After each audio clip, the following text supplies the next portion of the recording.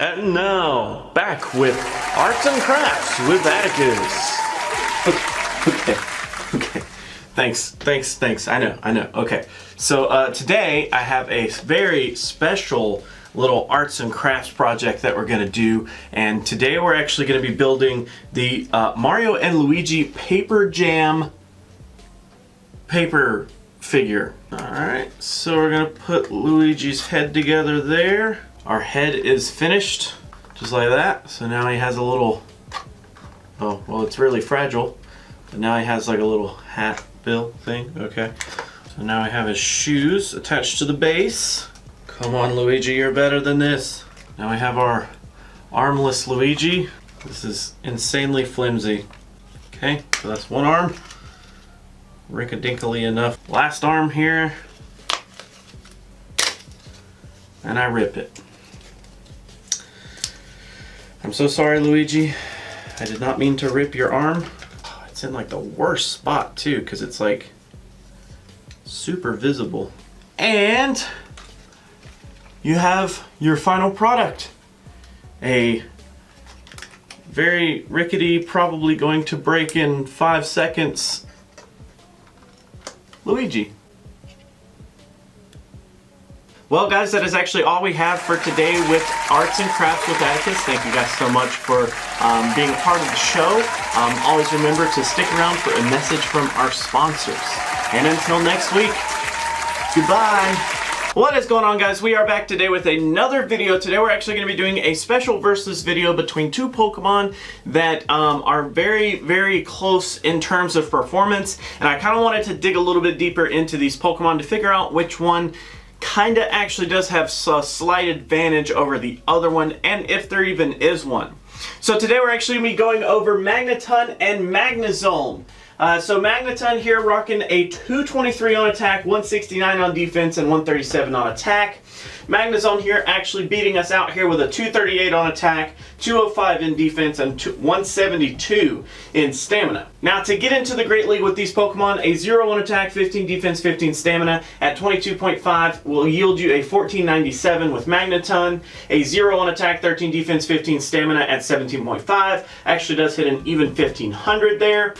And for our movesets that we're actually going to be going over today, these are the preferred movesets basically from PvPoke, but these movesets make a whole lot of sense here. So Thundershock, Discharge, and Magnet Bomb going to be rocking the Magneton there. And then we do have Spark, Wild Charge, and Flash Cannon on Magnezone. The obvious thing here is that Magneton definitely does have some legacy moves there, which does make it a little bit harder to obtain. But this video isn't necessarily about how to get around the legacy moves and like which one performs better. Like, of course, you know, if it's a legacy move, it may have better stats or it may have completely worse stats. Like which direction should you go? It's not about that. This is about putting these two Pokemon with their best foot forward up against each other. So let's actually go over some shield scenarios here. Now, we're going to start with up against the entire cup. So out of the roughly 200 Pokemon that are available in the cup, using Magneton in a 0 versus 0 shield situation actually yields a 55.2% win ratio. On the Magnezone side, we do actually end up beating it with a 66.4, so got to give our first point over to Magnezone. Then we have our 2 versus 0, which is a 94% for Magneton, but a 95.5 for Magnezone, so going to give another point to Magnezone there. Now in our 0 versus 2, we actually have a tie here with 2.2% on both Pokemon, so no points are awarded there. Then we do have the 2 versus 2, which is a 44.8 for Magneton, and actually a slight downgrade to a 42.5 on Magnezone. So we do have to throw a point to Magneton there. Now when we actually take a look at these a little bit more in depth, it's basically going to be, I mean, their main targets are going to be the flyers. That's pretty obvious. With steel type moves, you can kind of do a little bit here and there, like super effective wise, but not too much. Like the rock types are going to be able to take a little bit of super effective damage. The ice types are going to be able to take a little bit of super effective damage, but in both of those cases, there's not a whole lot of either of those typings running around in the cup. I mean, we have Golem and Graveler and Credilli, and then we have what, Snover and Abomasnow for the ice. I mean, there's not too many of those typings running around. So the steel type moves aren't going to be like super helpful, but they will actually yield a lot of neutral damage in a lot of situations. But the big beef to these both Pokemon is going to be the electric type damage, because with all the flyers that we have in the cup, whether it's a normal flyer or a bug flying type, basically the electric type moves are just going to be where it's at, and that's going to be the main bread and butter here.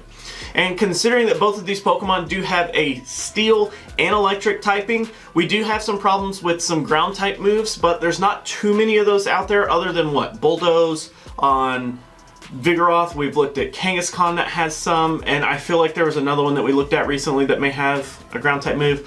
But either way, Heracross is also in there. Can't not mention my boy. So there's going to be some problems with some ground type coverage, but there's not that many ground type moves running around in the cup, so it kind of goes uncontested.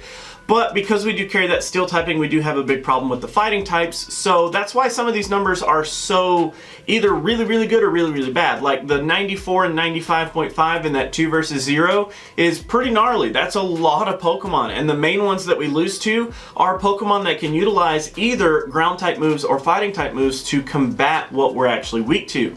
And then in that 2.2%, which is the 0 versus 2%, we're basically only beating the Pokemon that have a weakness to electric type damage. So outside of the entire cup, let's actually move over into our meta picks here. So of course, in PvPoke you can make a list of Pokemon. They have a pre-filled list with all of the 22 meta relevant Pokemon from the cup, and putting some shield scenarios up against these Pokemon. I do the shields a little bit differently now. If you haven't been a part of the deep dives, or if you're just coming over, you've never seen a video before, basically we're going to do 0 versus 0, 1 versus 0, 0 versus 1, and 1 versus 1 here instead of the 2 shield scenarios. We're only going to go with a maximum of 1.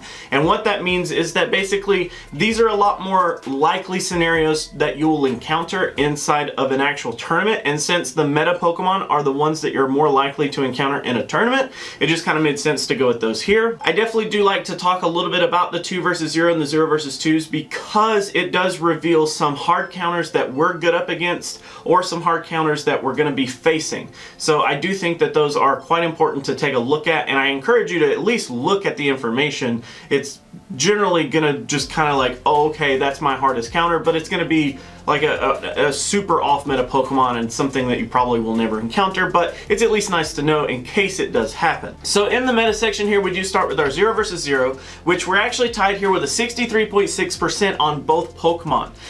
So with that actually ends up meaning that both Pokemon perform very, very similarly up against the entire meta with no shields for either person.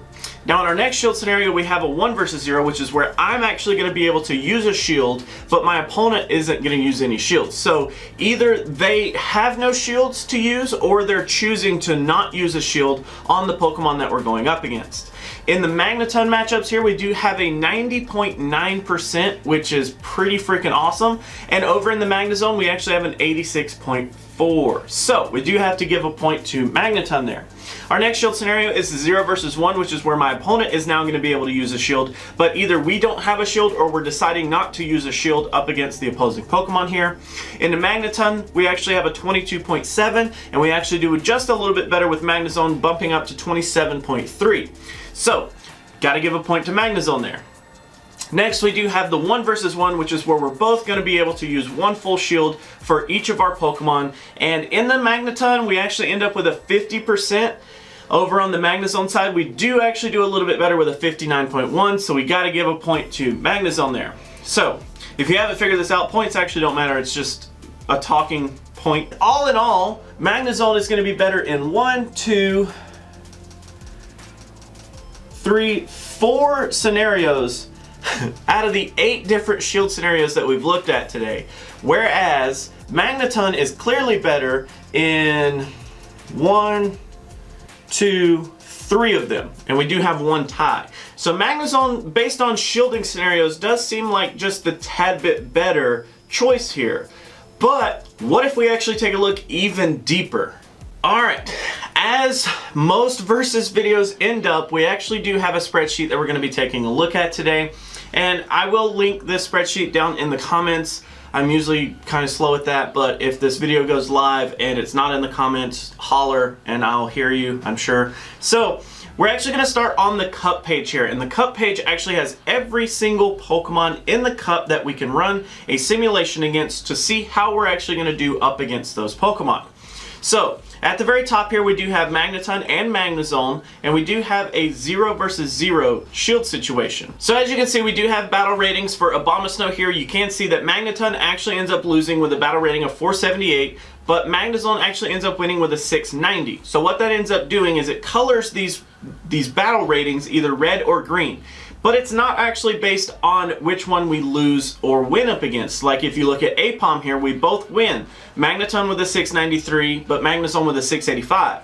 Since they're both wins, I'm not actually concerned too much about which one is winning. I really want to know which one just performs better. If the battle rating is a numeric representation of how good we do in a matchup, I have to say that whichever one here is higher is the one that performs better. So as you can see, up against Ambipom, Magneton actually ends up being the preferred pick here because we have a higher battle rating. And you can see I did leave in the HP remaining this time. Both Magneton and Magnezone both end with 36 HP. I did try to come up with a way to figure out, like, in a numeric way, which one was less likely to be farmed. But it got really complicated because it's not necessarily dependent on the information that we have here. It would be more relevant to figure out the information that we have up against the other Pokemon. But the way that you export information from PvPoke doesn't let me know, like in this scenario, it doesn't let me know how much energy and HP Abomasnow ended with after the matchup with Magneton. Because we lost, Abomasnow would actually have health left and it would have some energy stored up, hopefully. But I don't know that information, so it's not like I can really just numerically say this one is better at being farmed versus the other one. So originally I had that in here, but I did take that out just because it was a little misleading and it wasn't a exact answer and it wasn't a definite answer, so I didn't want to be vague and I left it out. As you can see, we do have every single Pokemon. Of course, we're not going to be able to go through every single Pokemon here, but at the very bottom here, we do have a results number. And you can see under Magneton's column there, we do have a result of 47. What that 47 actually represents is 47 times that Magneton is actually preferred over Magnezone up against every single Pokemon in the cup and in this shield scenario. As you can see, Magnezone actually carries an 87. So it's not necessarily like which one is doing better, because if you remember in the shielding scenarios, we had a 55.2 for Magneton and a 66.4 for Magnezone in that 0 versus 0. So while Magnezone actually does better in shield scenario setting, it definitely shows that we do better here. But let's take a look at our 0 versus 2. So if we scroll to the right here, 0 versus 2, you can see this one's a little bit more interesting. Even though in the 0 versus 2 we had 2.2% for both Magneton and Magnezone, here you can actually see that Magneton actually is preferred. It has a higher battle rating, 114 times more than Magnezone, only having 15 times that it's preferred. That shows a lot more information. So if you're stuck in that scenario where your backs are up against the wall, you have no shields to use, and your opponent is just straight up dominating in terms of like shield usage, Magneton is the definitely better option to go with. You're still gonna lose 97.8% of those matchups, but Magneton actually will do better way more often than Magnezone will. So I highly encourage you to kind of pick through this list, look at some Pokemon that possibly you were looking at this month, just to try to see like how good your Magneton and Magnezone will be up against them. If we do switch over to the meta page though, this one's a little bit more defined towards the meta. So we still do have our shield scenarios, we still do have Magnezone and Magneton at the top. Of course, these are actually going to have movesets associated with them. That's just the way that PvPoke exports this information. So if we actually take a look at the 0 versus 0 here, our shield scenario was tied, if you remember, 63.6 for both Pokemon. But if we take a look here, you can see up against the meta, Magnezone is actually preferred 16 times compared to Magneton only being preferred 6 times. So you can kind of see up against the meta, Magnezone is already looking really good. If we go into the shield scenario, just like we had before where we were down a shield, or we had less shield advantage over our opponent, if we look at this 0 versus 1 here, you can see up against the meta, it's a little bit different. Notice beforehand, we were still losing the majority of our matches, but Magneton was still performing better in terms of battle rating. Here it's different. Magneton, yes, we're still going to lose the majority of our matchups, but Magneton only is preferred 8 times, where Magnezone is preferred 14 times. Very, very interesting. And then we do have the 1 versus 0 and the 1 versus 1 there at the very end. Like I said, I do highly encourage you to check out the spreadsheet. It will be linked down in the comments below. And after looking at both of these Pokemon, I definitely found a few things interesting. I found it really interesting that Magneton is preferred in some more awkward situations, but Magnezone does actually seem to be the more preferred Pokemon up against the meta. And as close as these two perform, their matchups are very, very close. I mean, a tie in the 0 versus 0. Magneton takes it, what looks like maybe 1 or possibly 2 matchups in the 1 versus 0. Magnezone ends up taking that back with probably 1 or possibly 2 matchups in the 0 versus 1. And then Magnezone actually ends up being way more preferred in the 1 versus 1 up against the meta. It's very interesting. I definitely think that Magnezone is the one to go up against if you have a fear of the actual top 22 meta relevant Pokemon this month. If possibly you're going into a scenario with maybe less experienced players, or possibly even players that are known for using off-meta type picks, just kind of using whatever they want, it really does seem like Magneton may actually do a little bit better outside of the meta, which is just kind of an interesting thing. But both of these Pokemon do perform very similar. I don't think that you're gonna have this big, huge like upset if you use one over the other. I definitely do think that their performance is very, very similar, especially up against the meta. They have very, very similar matchups, but I definitely do got to give it to Magnezone here. I definitely do feel like Magnezone is probably going to end up inching out just a little bit better. And there's a couple of reasons that I think Magnezone would probably be preferred for me personally. No legacy moves, which is always great. It's a lower level at rank 1, which actually ends up meaning we probably won't have to power it up as much if we have an optimal IV spread. And it has Wild Charge. I mean, Wild Charge is like one of my favorite electric type moves, and I can't really feel like I'm going wrong with Wild Charge. So that is actually going to be it for this video, guys. Thanks so much for hanging out. Thanks so much for watching. I always forget I have that ending thing now, so I'll just let that play. Well, you've made it to the end of the video. Thank you guys so much for hanging out. Thank you so much for watching. Of course, if you do have any ideas for content, please drop them down in the comments below. I'll be happy to look at those for you guys. Of course, if you want to join my personal Discord, get to talking to some people that have a similar outlook as myself, definitely go down into the description, join that Discord there. If you want to become a Patreon, there is a link down in the description for that as well. My outlook on Patreon is I don't want to put anything behind a paywall.